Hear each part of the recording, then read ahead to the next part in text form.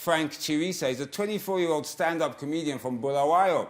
He started out his comedy at an open mics in Strand, Cape Town in February 2020 before COVID hit. He started out after a dare from his friends. Oh, wow, that's a way to start, isn't it? He performed once in Cape Town and performed next in Bulawayo at the Intwasa. Next, New Faces Comedy Night, September 2021, where he was invited by Mofoti. He then joined Learn More Jonasi on his Gwand and Bulawayo shows in December 2021. Do you know what? I could keep going on, but I'm not going to do this. Why? Because he's sitting right here. I don't have to read what he does. He can tell me himself. Frank, welcome, sir, to Morning Rush. It's good to have you, mate. Well, thank you so much. Yeah. I am so nervous and excited at the same time, feeling million, thousand, billion emotions all at once. I actually said to Frank, I said, how can you be nervous? Because standing in front of a room of people telling jokes which they may laugh to or not laugh to would be more nerve-wracking than sitting here talking to me, isn't it? But then I just got off the bus from Laos an hour ago. Oh, right. And then I just headed to the studio. So I also become the first comedian to come on national television without bathing. Okay, well there you go. That was a bit of a there you go. That was a bit of a thing. But listen, before we get into your career or even what you're doing, something that is quite relevant and deep and it speaks to what we need to look at. You survived a suicide attempt, yeah? Yeah. And you went to Nguseni mental institution for 2 weeks. Then after that, you did your one-man show, Funny Stories That Heal. I mean, it's critical because we always tell people, talk about your mental issues, talk to someone, get help. Tell us about that. Oh, yeah. So for me, how I ended up getting to that whole situation where I was like, you know what, I think suicide is the only way.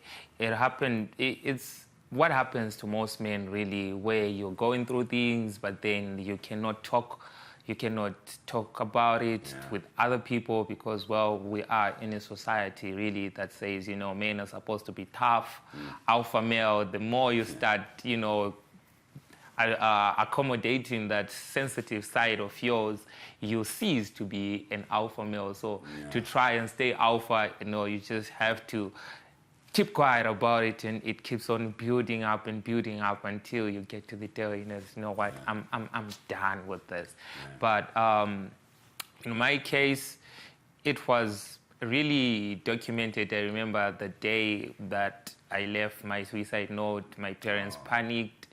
They searched for me everywhere. There was a whole search party for me online, such that by the time I was found, the time I got out of the hospital, I realized that so many people have been following this.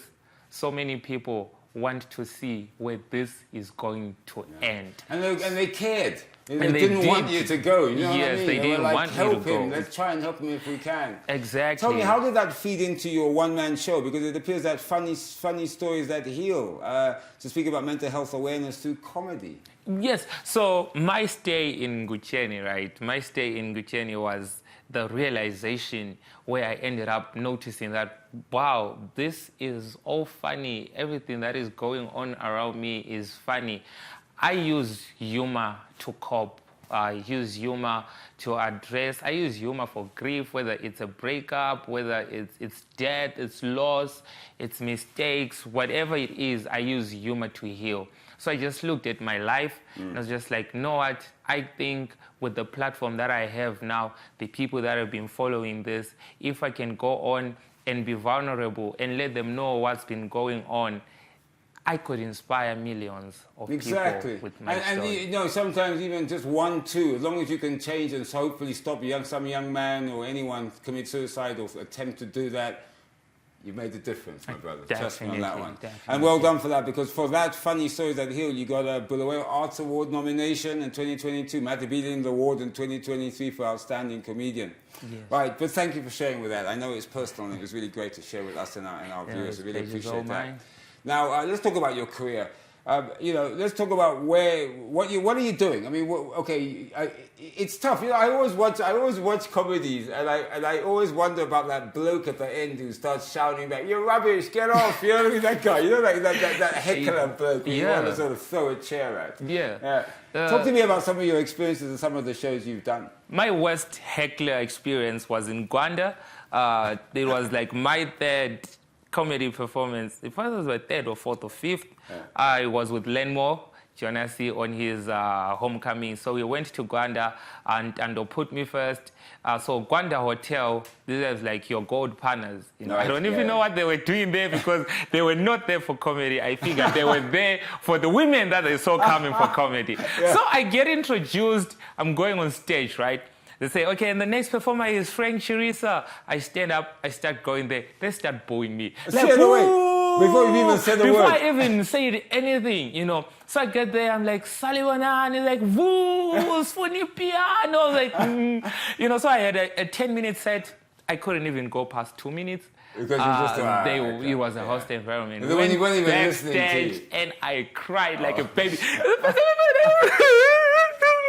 I was crying because it was just the worst. I didn't know how to. But again, it also teaches you the get up, eh? Because that you could have said, I'm not doing stand up ever again. But you're kind of like, I'm going to do even better next time. Yeah, but I understood. And now I actually appreciate shows where I do bad.